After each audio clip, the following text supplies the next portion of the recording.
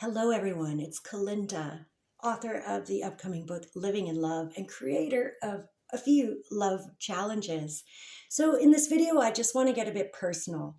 I don't want to tell you everything because it's in my book. But what I want to tell you or talk to you about is why am I so obsessed with love?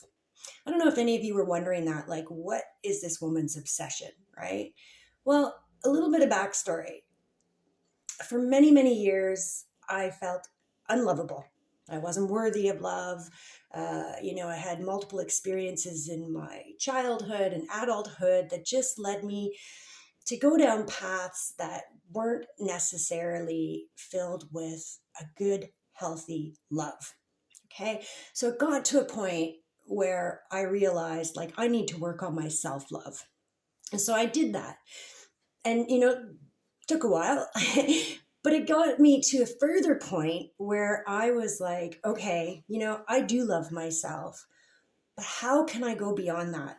I wanted to get myself into a state of where I just operate from love. I wanted to exist as love.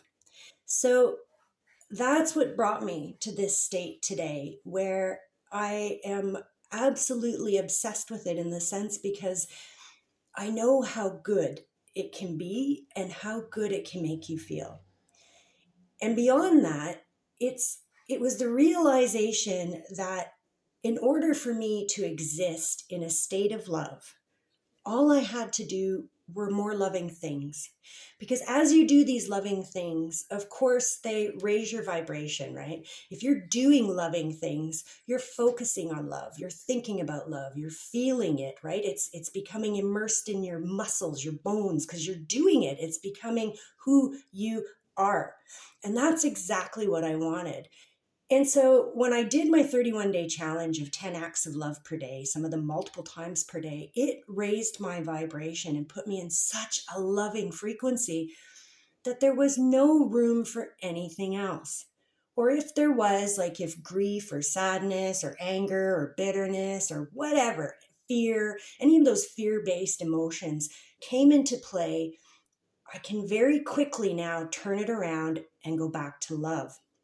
So this is just a little personal story of why I became so obsessed with it. Is because I came from a place of no love or tainted love, right? If you want to use that phrase.